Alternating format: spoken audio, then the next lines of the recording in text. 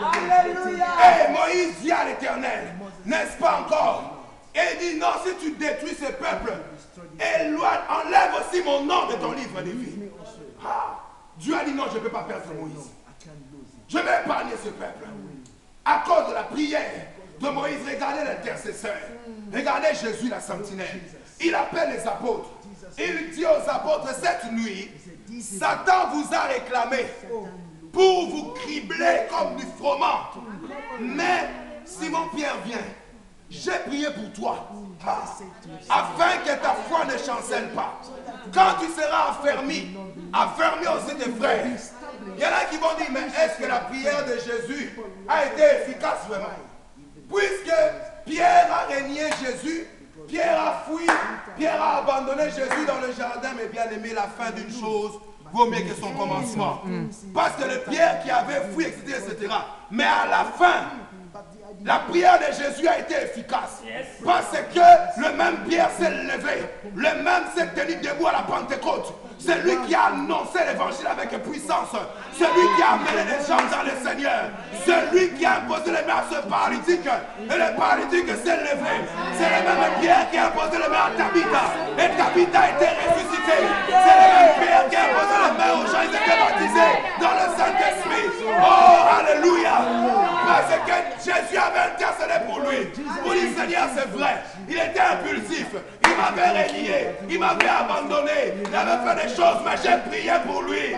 Parce qu'il y a quelque chose de bon en lui qui va arriver. Seigneur, aie pitié de lui. Amen. Il t'a renié 3 fois, mais j'intercède pour lui. Parce qu'un jour, il prêchera la parole de Dieu. Amen. Ça, c'est la sentinelle. Même la sentinelle voit le bon qu'il y a en toi, pas seulement le mauvais. Il intercède parce qu'il est avocat. Soit cet intercesseur vient devant Dieu pour crier, pour intercéder, c'est ça l'avocat. Vous savez, le Saint-Esprit, on l'appelle aussi l'avocat, n'est-ce pas? Jésus-Christ, nous avons un avocat auprès du Père. Quand le diable vient t'accuser devant Dieu, Jésus-Christ arrive. Tu as un avocat qui veut que tu deviennes un avocat pour les autres. Alléluia. Parce que lui t'a montré l'exemple. Nous étions tous pécheurs. Avant même de se convertir, alors que nous étions encore dans nos péchés, Christ est mort pour nous. C'est un avocat qui est venu défendre. Nous étions des criminels, des assassins. Il est venu devant Dieu qui est le juge. Il a dit, Seigneur, je viens plaider pour eux. Prends ma vie, épargne-les. Et maintenant, quand Satan va venir t'accuser devant Dieu, Jésus présente ses mains au Père. Il dit, j'ai déjà souffert pour eux. Il présente ses pieds pour dire, j'ai déjà payé pour eux. Il présente son côté pour dire, Seigneur, j'ai déjà payé. Alors Dieu l'entend par les accusations du diable. On peut dire qu'ils ont vaincu l'accusateur de nos frères. Pourquoi? Parce qu'un avocat nous a défendus. Alléluia. Et maintenant, dans la prière, nous devenons des avocats. Pour nos frères, pour nos soeurs, pour l'église, pour les ministères. Nous venons pour parler à Dieu, pour dire, Seigneur, aie pitié, ne nous ne détruis pas. Seigneur, que ta patience se manifeste, que ta compassion arrive. Tu es là, la colère riche en bonté. Seigneur notre Dieu, manifeste ta grâce, parce que nous sommes en train d'intercéder, de crier au Seigneur. Pas pour nous, l'avocat ne vient pas se défendre, il vient défendre quelqu'un. Il ne vient pas pour lui. L'ouvrier, la sentinelle, ne vient pas pour elle, mais il a le fardeau pour que Dieu ne détruise pas, que Dieu épargne. C'est comme ça que l'autre a été sauvé. Parce qu'Abraham a intercédé. Tu vas détruire Sodome et Gomorrhe, Seigneur. Toi, le Dieu saint, le Dieu juste, tu vas tuer même des innocents, Seigneur. Seigneur dit non, s'il y a 50, je vais épargner. Abraham a dit bon, si, il n'a pas dit s'il y en a 40, non. L'intercesseur, l'avocat parle bien. L'avocat a un langage juridique. Vous voyez, parce que voilà pourquoi on prend des avocats pour nous défendre. Parce qu'ils connaissent la loi, ils ont le langage de la justice. Voilà pourquoi ils viennent. Abraham n'a pas dit que non.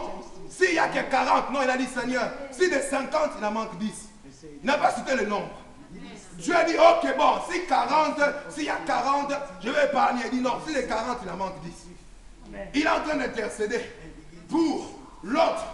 Voilà pourquoi, tant que l'autre n'était pas sorti de Sodome et de Gomorrhe, le feu n'était pas tombé. Amen. Parce que la prière d'Abraham bloqué la main de Dieu. Et l'ange a dit à l'autre, nous ne pouvons rien faire tant qu'on ne t'a pas fait sortir. Mais Sodome et Gomorrhe, parce qu'il y a quelqu'un qui est en train de prier là-bas en ta faveur.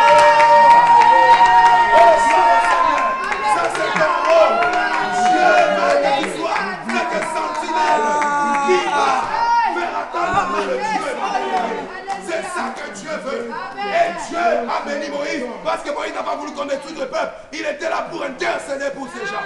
Mon bien-aimé, ce que tu dois faire dans la prière. Voilà pourquoi le Saint-Esprit va te donner le vocabulaire, n'est-ce pas, pour être celui qui va plaider, pour que Dieu épargne, que Dieu ne frappe pas, que Dieu ne détruise pas. Et il va te donner le vocabulaire. Et comme je dis, tu es la sentinelle. Dieu va te révéler, n'est-ce pas, parce que tu es à la brèche. Dieu va te révéler des choses cachées. Mais celui qui n'est pas à genoux, celui qui n'intercède pas, mais bien aimé, comment voulez-vous que Dieu lui montre des choses? Parce qu'il ne va pas prier pour ces choses. Dieu va révéler ces choses à ceux qui sont sous la tour. N'est-ce pas, Habakkuk 2? Il dit que j'étais à mon poste, j'étais sur la tour et je priais, j'attendais pour voir ce que le Seigneur allait me dire. J'attendais. C'est là que me dit, tu es une sentinelle. Tu attends ce que le Seigneur va te dire, ce que le Seigneur va t'annoncer. Tu ne vois pas comme les autres voient. Toi, tu es sous la tour, tu n'entends pas ce que les autres entendent. Et ils n'ont pas entendu l'armée qui vient au secours. Mais toi, tu es au-dessus de la tour, tu as déjà entendu ces choses-là. Parce que tu es cette sentinelle qui intercède, qui n'est pas influencée par ce que les autres voient ou pas. Tu es à la brèche, tu es l'événement miracle et tu intercèdes et Dieu cherche une personne, une femme, un homme qui va intercéder. Avant de faire les autres ministères, tu dois être une sentinelle. Amen. Dieu demande, il cherche. Dieu cherche. Sois parmi les gens que Dieu est en train de chercher. Dieu cherche la sentinelle.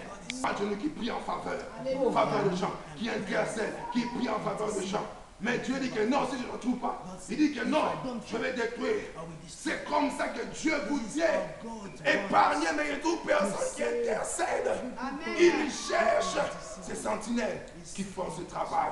Ils sont, n'est-ce pas, sous la tour. Dieu leur montre des choses. Dieu leur révèle des choses. Parce qu'ils ont le fardeau d'intercéder. Ils sont les gens que Dieu cherche. Nous allons avancer, mes bien-aimés. Nous allons catégorie des gens que Dieu cherche. Nous allons dans Isaïe. Isaïe chapitre 6, nous lirons aussi un verset. Isaïe chapitre 6, le verset 8.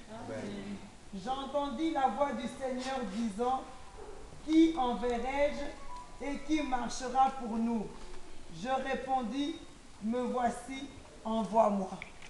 J'entendis la voix du Seigneur qui dit, qui enverrai-je? Qui marchera pour nous? Dieu cherche qui il va envoyer.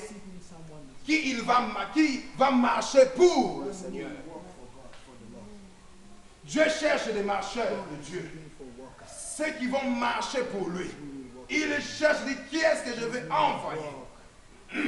Parce que dans les desseins de Dieu, Dieu a décidé de choisir des hommes qui sont là. Ils pouvaient bien faire des choses. Les anges sont là, ils pouvaient bien aller annoncer l'évangile, ils sont parfaits. Qui vont marcher pour lui. Qui vont parler pour lui. Qui vont témoigner pour lui. Parce qu'il a décidé de prendre les hommes. Voilà pourquoi je dis, mes bien-aimés, si Dieu te choisit, peut-être tu ne vois pas pourquoi, tu ne sais pas pourquoi, mais Dieu lui-même le sait. Et il cherche, il dit que j'entendis la voix du Seigneur.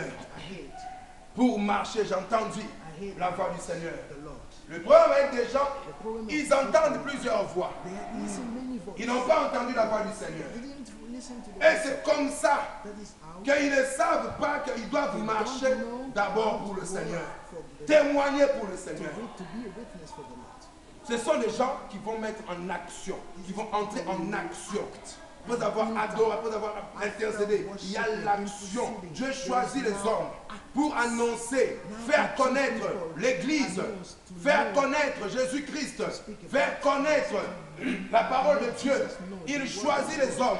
Vous pouvez prendre les anges. Non. Vous voyez les actes des apôtres, Corneille, n'est-ce pas? Il a élevé des prières et des aumônes. Dieu envoie un ange, c'est Corneille. Il dit, Corneille, tes prières sont arrivées jusqu'à moi. Je vais exaucer tes aumônes. Corneille a eu peur, il a vu l'ange. Mais qu'est-ce que l'ange a dit? Va, envoie des gens pour qu'ils aillent chercher un certain Simon qu'on appelle Pierre. Lui, il va vous dire tout ce que vous devez savoir. Mais pourquoi l'ange n'a pas seulement annoncé Jésus-Christ? Il a demandé que c'est Corneille qui aille envoyer des gens pour aller chercher Pierre, pour que Pierre vienne le parler. Parce que Dieu a besoin de toi. Parce qu'il y a des choses, le bien-aimé. Pour bien en parler, il faut les avoir expérimentées. C'est-à-dire quoi, mes bien-aimés? Les anges sont limités ici sur la terre parce que l'évangile a été annoncé aux hommes, pas aux anges. Jésus-Christ est mort à la croix, pas pour les anges, mais pour les hommes. Le sang a coulé pour nous. Nous savons ce que c'est que la miséricorde. Nous savons ce que c'est que la repentance. Les meurtrissures de Jésus, ce n'était pas pour les maladies des anges, mais c'est pour nos maladies, pour que nous soyons guéris. La plénitude de l'Esprit, c'est pour toi. C'est toi qui les as expérimentés. La grâce de Dieu, la délivrance de Dieu, toi tu les as expérimentés. Tu es bien placé pour pouvoir expliquer au monde ce que c'est que l'évangile de Jésus-Christ. C'est là, mes bien-aimés, que Dieu préfère que ce soit toi qui puisses parler de Jésus-Christ pour faire connaître le Seigneur. Avant d'avoir d'autres ministères, il faut que tu saches parler de celui qui t'a sauvé, de celui qui t'a libéré, de celui qui t'a délivré, de celui qui t'a guéri, de celui qui t'a restauré, de celui qui t'a rempli, de celui qui t'a donné la victoire. Il faut que tu saches parler de Jésus-Christ. Pour cela, tu n'as pas besoin d'avoir un titre, non. Tu as besoin d'avoir goûté Jésus. Tu as besoin d'avoir expérimenté Jésus. Tu as besoin d'avoir expérimenté son amour. Et quand tu te tiendras devant les gens, tu vas parler de ce que tu as expérimenté, pas de ce que tu as lu dans un bouquin de théologie. Alléluia. Dieu veut l'expérience. Il y a des gens qui n'ont jamais lu des livres sur la grossesse, sur l'accouchement. Mais parce qu'elle a déjà enfanté, elle connaît mieux que le médecin qui n'a jamais éprouvé les douleurs de l'enfantement, qui a lu ça dans des livres médicaux. Mais il ne sait pas ce que c'est, que les contractions.